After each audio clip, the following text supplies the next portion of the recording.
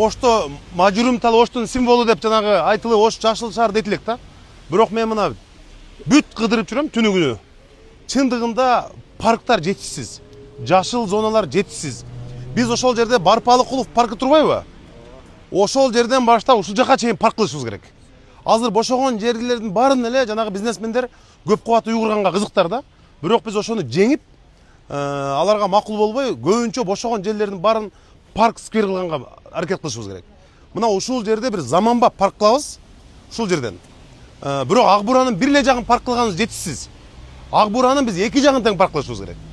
Ошол жерде жолду бойлоп бул жерде жашоочулардын бардыгы ошол жака чыга тургандай кылышыбыз керек. Кечкиси шаардын башка жактарынан келе турган кылып, мына ушул жерди бир заманбап мыкты парк кылып жашылдандырганга өтөбүз. Бул жагындагы мына университеттер менен сүйлөшүш керек.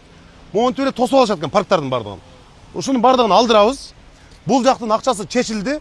Жалпысы азыр мына бул жакта да көрүп чыгабыз азыр сиздер менен чогуу. 7 километр. Ошонун бардыгын парк кылышыбыз керек. Акчаны табабыз. Бул жакта республиканский бюджеттен акча сурадык. Аркы жагын болсо өзүбүздүн мэриянын бюджетинен кылып туруп ушул жерде бир укмуш парк кылып салышыбыз керек. Бул жагы мына келатканын карабайсыңбы мисалы, ылай баткак менен келатат мисалычы. Ушуну баштайлы паркты ушул жакта. Анан аркы жегин, жолдун эки жеги тең Ак Буранын. Ошондо бир 7 километр, 10 гектардан ашуун парк кылабыз да. Мусуурду карап коелу. Могул жакта болсо бир бомждардын үйү болуп калыптыр. Мына. Ош туризм, Ак Бурабыз бар, Сулайман тообуз бар деп мактансак жаныбызга адам тура албайт. Мына Ак Бура мына кара. Мына 20 метрге жетпейт. Могул жерге бомждар үй куруп алганбы, эмне? Ушунун бардыгынчы? Ушунун бардыгын гүлдөгөн жер кылабыз менен бардыгы.